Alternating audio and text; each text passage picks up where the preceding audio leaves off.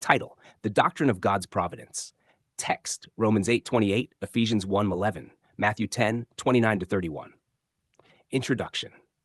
The doctrine of God's providence declares that nothing in creation operates independently of God's will. From the smallest detail to the grand unfolding of history, all things are governed, sustained, and directed by Him. Providence is not merely God foreseeing events, but God actively working through all things to accomplish His purpose. This truth anchors the believer in confidence. History is not random, life is not chaotic, and nothing is outside divine intention.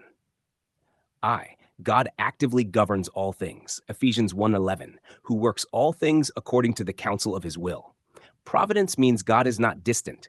He is not watching passively. He is working actively. All things includes both what is seen and unseen.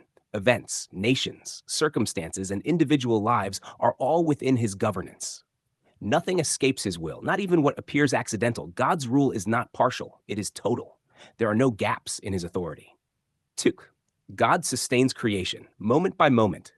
Providence is not only about direction, but also preservation. The world continues because God upholds it. Life persists because He sustains it. Every breath is dependent upon His will.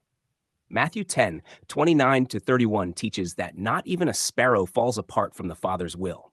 If such care extends to the smallest creature, how much more to those who belong to Him? Creation is not self-sustaining, it is God-sustained. 3. God works through all circumstances for good. Romans 8:28, and we know that all things work together for good to those who love God. Providence does not mean all things are good in themselves, but that all things are working toward a good end. Trials are not outside His plan. Delays are not failures of His purpose. Even opposition is woven into His design. God's providence turns what seems contrary into something purposeful. Ivor. God's purpose is already accomplished in Christ. The center of providence is not abstract. It is revealed in Christ. God's eternal purpose has been fulfilled in Him. Redemption is not uncertain. It is complete. What God intended from the beginning has been brought to its intended end.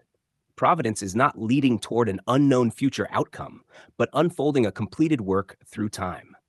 History is the manifestation of what God has already determined and fulfilled. Providence brings rest, not anxiety. God governs all things. There is no need for fear about the future. There is no uncertainty about ultimate outcomes. There is no burden of trying to control what God has already ordered. Providence produces rest because it reveals that everything is already held together by His will. Conclusion. The doctrine of God's providence declares, God governs all things. God sustains all things. God works through all things. God has fulfilled His purpose in Christ.